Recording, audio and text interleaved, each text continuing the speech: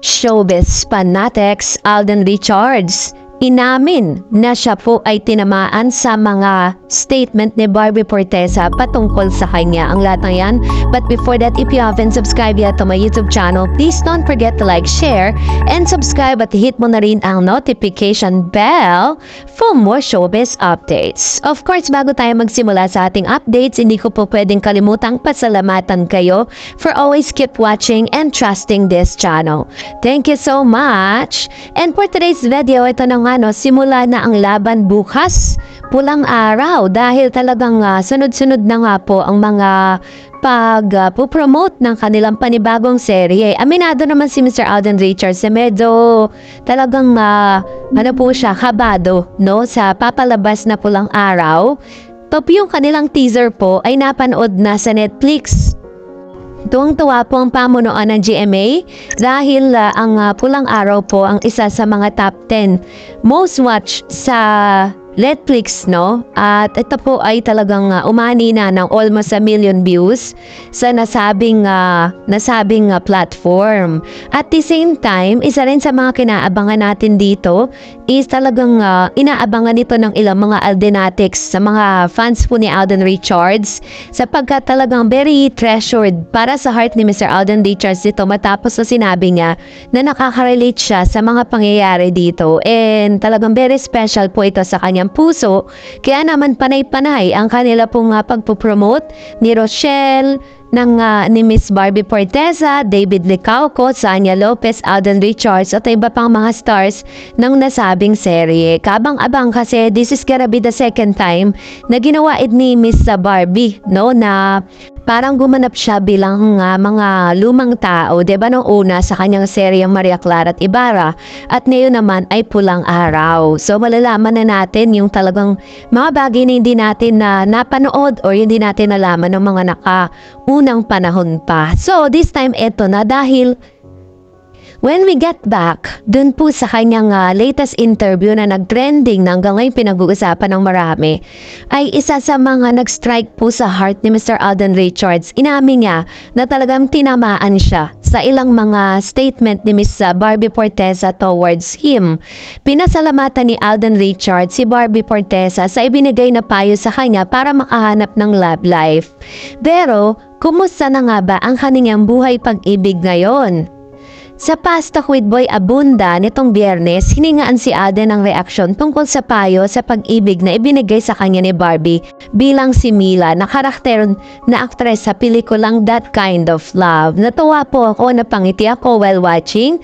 Sabi ni Alden na bibida sa inaabangang series na Pulang Araw kasama si Barbie. Aminadong aktor na tinamaan siya sa payo ni Barbie dahil sa pagiging pribado niyang tao. I'm very private person kasi Tito Boy. I'm not always out in public. I don't share too much pagpapatuloy ng Asia multimedia star. Which is makikita naman talaga natin, 'di ba? Na parang si Mr. Alden po kasi nilalagyan niya ng barrier yung kanyang sarili. Ayaw niya talaga na parang hindi naman sa ayaw niya makipag-mingle pero parang ayaw niya na i-all out. Kumbaga parang may reservation yung kanyang sarili. Guess noon sa Fast Talk with Boy Abunda si Barbie nang hingan siya ng King Talk ng mga payo para sa kanyang mga kaibigang celebrity bilang karakter niyang si Mila. Make time for yourself, sabi ni Miss Barbie, no? Be more social outside of work and just have fun. Payo ng actress kay Alden. Nang kamustahin ni Tito Boy ang love life ni Alden, sabi ng binata, sa ngayon, Tito Boy, in all honesty naman, I enjoying my time. If you're going to read between the lines, sabi ni Mr. Alden, ini-enjoy niya raw yung buhay niya, yung oras niya. Pero, yung tanong na kamusta na ang love life, hindi niya po yan na direktang sinagot. Pero if ever man po, ganito na lang, just to settle this question, kung magpapapress ko na ko, Tito Boy, kukunin kitang host para mag-announce na po ako officially kung sinong aking makakapartner pagpapatuloy niya.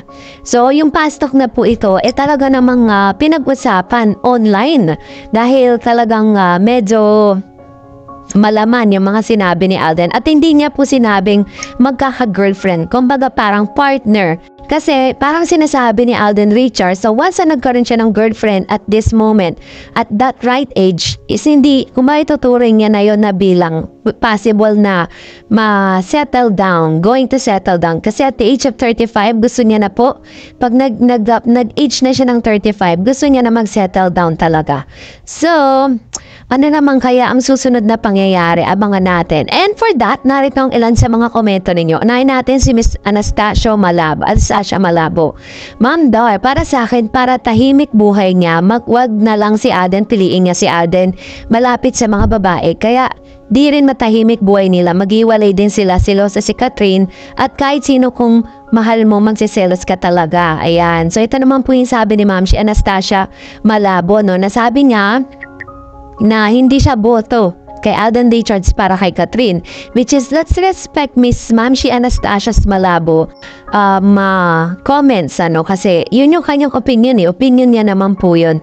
And sabi niya may Ma'am si Edgy Marcelo, si Alden with PA Mama Tenant Handler, Laysam, Alden paid for two's fare 85 per head, si Kat only her mother as her PA handler, kaya naman niya ang fare 85,000. Ayun. Actually, kaya naman talaga niya kung tutuusin, ano. Pero syempre, ang doon, kung papayagan ba ng management na marami siyang kasama, 'di ba? And sabi ni Ma'am Maria Lourdes Coronacion, hello Mr. Ed, sabay po sila ni Mami Min. Makikita na nakapila sila sa immigration. Nasa counter na si Mami Min at nakapila na rin si Kat dahil may nagpapapicture. Today, July 28, Philippine time as posted, nagvideo sila at picture kasama mga Pilipinas doon. Simpleng-simple si Queen Kat at wala siyang kasensense na superstar siya. Now, despite of what happened, we are still rooting for Alden, for our queen. Kat, we still love Alden for her. We are praying for them to end up together. I get misty-eyed knowing that they will. Ayun. So, ito po yung kanyang komento patungkol dito sa bagay na ito, no? Na kahit ano pa yung naririnig natin, ang dami mga bashers ng Kat din, but still, we still believe and we still have faith for Alden para kay Catherine Bernardo. Ako po yun yung heart ko. Kasi kung meron mang deserving na tao para kay Catherine, para sa akin si Alden Richards yun. Sabi niya, be reunited at may kalayaan na sila to get closer. Malayo sa anaconda at sa mga pilit na siniship ang anaconda. Kaya tuloy, ayun ang papapansin, hindi na nagmamatch sa packaging niya na walang boyfriend since birth. Manifested sa ipinakitang asal na malaking hindi. Diyos ko, maging matatag ka Alden. Dahil sabi mo nga Alden, in one of your interviews, diba, si Queen ang madaling pasahin kahit pinakasimpleng bagay. Pero sinabi din ni Queen, Kat, silosa siya. We will be the happiest fun in this world. Pagkat din ang nagkatuluyan sa toong buhay. Walang masamang umasa ang mga fans because we want the best for our idol. A happy family life. Ayan, wala naman po talaga tayong ibang gusto kundi yung best life and best family for Miss Catherine and Alden Richards. Sana nga sila na, and we are praying na talagang mahanap nila yung pinaka the best at yung talagang nararapat para sa kanila. And sabi ni Mr. Renato Wasayan, Miss Dar Eds, hindi pa kami nakapunta sa shoot ng HLA with my wife.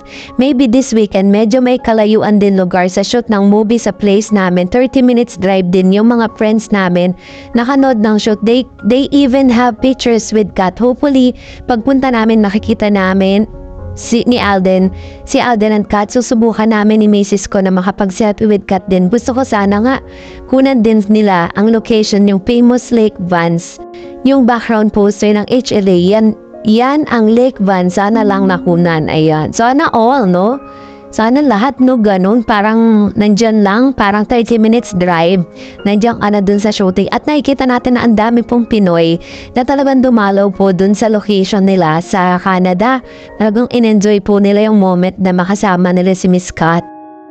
Sabi pa ng isang viewers natin, good evening po ma'am, salamat po sa update. Kat din, my favorite idol Kat din ako forever. And ma'am si Virginia Pamposa said, "Hi Ma'am Dars, thank for update again." Yes Ma'am Dars, si Mami Min kasama si Miss Kat. Kasabay niya, nakita ko siya noon pagbaba ni Miss Kat. Grabe talagang ating minamahal na si Miss Kat. Paano ka kasi hindi ko humanga kaagad kay Miss Kat? Napakaamo ng kanyang mukha at very sweet at sweet pa ang kanyang boses. Keep safe always Miss Kat and HLA team. God bless you both. Muamua. Ako po one of the reason why I really love Catherine because she's very kind and napaka-accommodating niya pagdating sa mga fans. Kasi parang talagang gano'n niya pahalagahan yung mga fans. Hindi kanya susungitan at never kanyang iisnabin. That's the best thing about her. And that's it for today. For more videos and updates, please don't forget to like and subscribe. And please don't forget to follow my Facebook page, Dar Eds TV. God bless everyone!